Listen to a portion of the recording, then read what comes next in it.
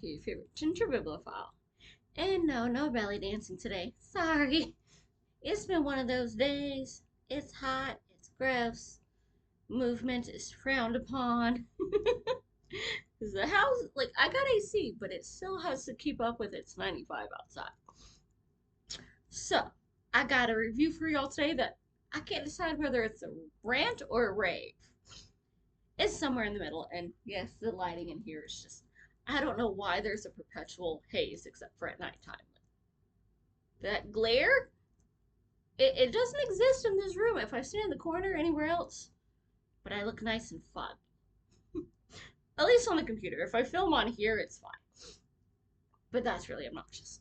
So, I've got one that I was super excited about. I bought it only about a year ago, so pretty good for me. And it's slightly messed up, which is kind of annoying me. But The Lost Temple by Tom Harper.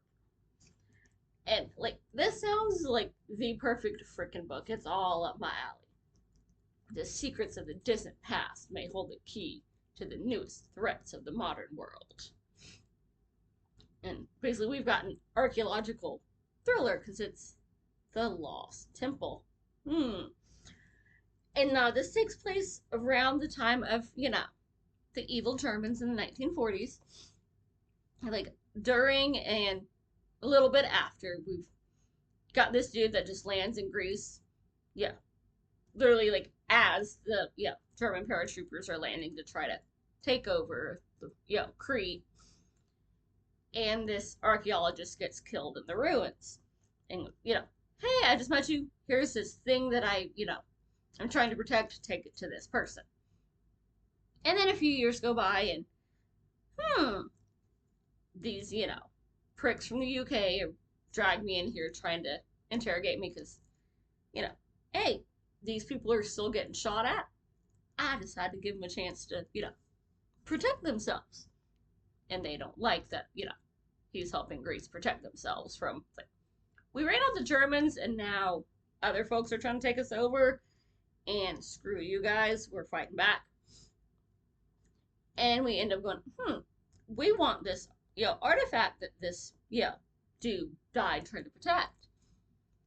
And, like, it's gonna come up important. There's some crap going on. And a lot of, like, the good guys. It's like, yeah, you're good. Sure. You're not a sleazebag at all. I wanted him to get decked so many times over. And then we bring in some other dude halfway through. Y'all are y'all are friendly, so I don't like either one of y'all. Which kind of fits. We got the UK, the American guy, some Greek chick, and we got a professor who is like the worst part of this book. If you want lectures on Greek mythology and somebody to tell you why they have a boner for Homer, this book is freaking amazing. Because not only do you get like action and history, you get a lot of lectures. Like every time he comes up, oh my god, I'm a kid in a candy store and I have to tell you all about every piece of candy.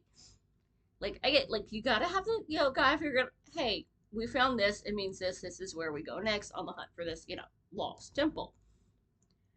But I'm used to them being able to do that in, a couple paragraphs.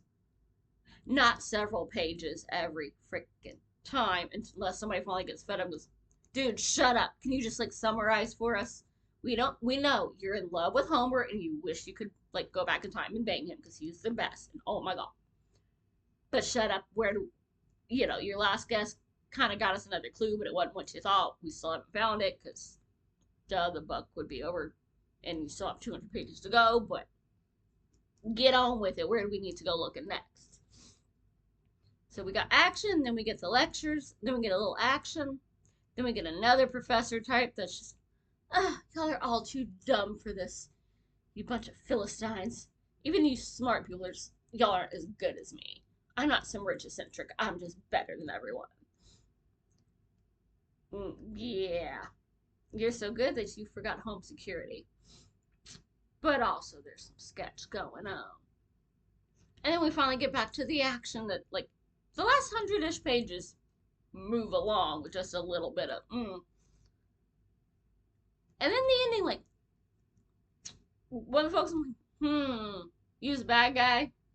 I wanted you to suffer more, and they gave him a very merciful ending. So that part upset me because, like, it's a book. We don't have to be nice. We can get some nice poetic justice. Like Rollins does it well. Like, oh, you have this thing going that you're using to off people. Oops, there's gonna be an accident and you're gonna die by it, and nobody's going to care. They might not even know.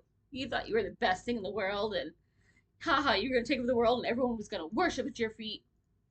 And now you die horribly, and they're just off somewhere. No one will even notice except for to be happy when you don't show up. This one is just they were alive, and then they weren't. I want. It's not the real world. Suffer. Pay for it. If I can't kick you repeatedly, you must pay. So, yeah, we could have edited out about 80 pages. So, because it's only 340 pages. We could have made this much shorter, get rid of those lectures. But if you love a good, partial textbook on history along with your action, then this is probably 5 stars. I might eventually read it again and just like skim over everything that has the professor's name in it, because whatever. And if I find him at the, library sale, it's good enough for like $1, but I would not pay the $8 price for this. So do that what you will, and I will see you soon. Bye. Happy reading.